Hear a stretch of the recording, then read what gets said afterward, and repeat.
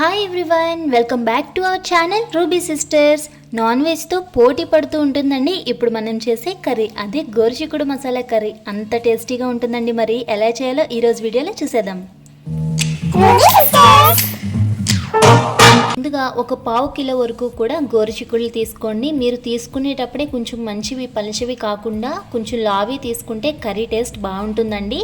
మనం మామూలు చిక్కుళ్ళు ఒలుచుకుంటాం కదా, పీచు అది తీసేసి, అదే విధంగా ఇవి కూడా పీచు అది తీసేసి చిన్న చిన్నగా ఒలిచేసుకుని పక్కన పెట్టుకోండి.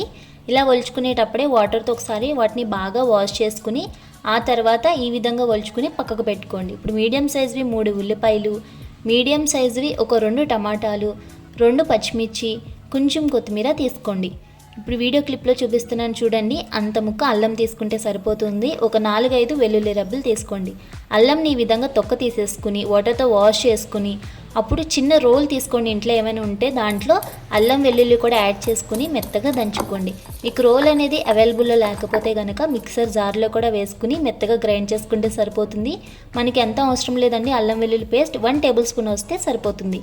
ఇప్పుడు ఉల్లిపాయలు, పచ్చిమిర్చి, టమాటా, కొత్తిమీర ఇవన్నీ కూడా చాలా చిన్న చిన్న పీసెస్గా కట్ చేసుకోండి. కర్రీ టేస్ట్ బాగుంటుంది. గోరుచిక్కుడులో ఫైబర్ కంటెంట్ అనేది చాలా ఎక్కువగా ఉంటుందండి. గోరుచిక్కుడు తీసుకోవడం వల్ల షుగర్ కూడా కంట్రోల్లో ఉంటుంది. అలానే డైజెషన్కి కూడా బాగా హెల్ప్ అవుతుంది గోరుచిక్కుడు. ఈ విధంగా చిన్న చిన్నగా కట్ చేసుకుని పక్కకు పెట్టుకోండి. ఇప్పుడు స్టవ్ పైన ఒక ప్యాన్ పెట్టేసుకుని 2 టేబుల్ స్పూన్స్ వరకు ఆయిల్ యాడ్ చేసుకోండి.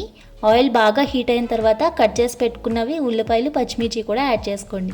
యాడ్ చేసుకుని అవి గోల్డెన్ కలర్ వచ్చేంత వరకు కూడా బాగా ఫ్రై చేసుకోండి. మూత పెట్టుకుని ఒక 2 మినిట్స్ కవర్ చేసేస్తే అవి గోల్డెన్ కలర్ వచ్చేస్తాయి. మీకు లైట్గా సాఫ్ట్నెస్ వస్తే కూడా సరిపోతుంది. ఇప్పుడు ఒలుచుకున్నవి గోరుచిక్కుళ్ళు కూడా ఇందులో యాడ్ చేసుకోండి. యాడ్ చేసుకుని మొత్తం కలపకుండా మూత పెట్టుకుని ఒక 5 నిమిషాల పాటు కూడా కవర్ చేసుకోండి. ఒక 5 నిమిషాలకి మూత తీసుకుని ఆ తర్వాత కలుపుకోండి. అప్పటికే గోరుచిక్కుళ్ళు అనేది ఆయిల్లో బాగా మగ్గి ఉంటాయి. ఇప్పుడు 1/2 టేబుల్ స్పూన్స్ వరకు పసుపు యాడ్ చేసుకోండి. మీ రుచికి తగినంత సాల్ట్ కూడా యాడ్ చేసుకోండి.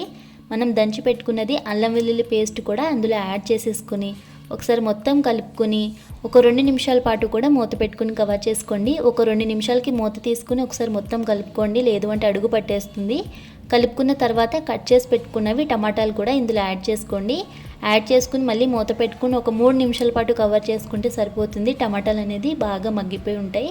ఒకసారి మూత తీసుకుని మొత్తం కలుపుకుని ఆ తర్వాత ఒక 2 టేబుల్ స్పూన్స్ వరకు కూడా నేను కారం అనేది యాడ్ చేస్తున్నానండి. కారం మీరు తక్కువ తింటే కనుక 1 లేదా 1.5 టేబుల్ స్పూన్స్ వరకు కారం యాడ్ చేసుకుంటే సరిపోతుంది. కారం యాడ్ చేసిన తర్వాత ఒక 1/2 టేబుల్ స్పూన్ వరకు కూడా ధనియాల పౌడర్ యాడ్ చేసుకుని ఒకసారి మొత్తం కలుపుకొని 1 నిమిషం పాటు మూత పెట్టుకుని కవర్ చేసుకోండి. ఆ స్పైసెస్ అన్నీ కూడా గోరుచిక్కుడికి బాగా పట్టి ఉంటాయి. ఇప్పుడు మూత తీసుకుని మొత్తం కలుపుకుని ఒక 1/2 గ్లాస్ వాటర్ యాడ్ చేసుకుంటే సరిపోతుందండి. ఎందుకంటే ఆల్రెడీ అది ఆయిల్లో బాగా ఉడికి ఉంది కదా గోరుచిక్కుడు. ఒక 1/2 గ్లాస్ వాటర్ యాడ్ చేసుకుంటే సరిపోతుంది. ఒకసారి మొత్తం కలుపుకొని మనం కట్ చేసి పెట్టుకున్నది కొత్తిమీర కొంచెం యాడ్ చేసుకోండి. కర్రీని ఇంకా టేస్ట్ బాగా పెంచడానికి కొంచెం కసూరి మేతి యాడ్ చేసుకుంటే కర్రీ టేస్ట్ ఇంకా పెరిగిపోతుంది అనమాట. కసూరి మేతి కూడా యాడ్ చేసుకుని మళ్ళీ మూత పెట్టుకుని 10 to 12 మినిట్స్ కవర్ చేసుకుంటే కర్రీ అనేది రెడీ అయిపోతుందండి. బాగా దగ్గరకు వచ్చేసి ఇంకా స్టవ్ ఆఫ్ చేసుకుని కర్రీ సర్వ్ చేసుకోవడమే. ఇప్పటి వరకు గోరుచిక్కుడు కర్రీని చేయకపోతే ఒక్కసారి ఇలా ట్రై చేయండి. ఎప్పుడు గోరుచిక్కుళ్ళు తెచ్చినా ఫ్రై కాకుండా కర్రీకి షిఫ్ట్ అయిపోతారు, నాది గ్యారంటీ. Thanks for watching.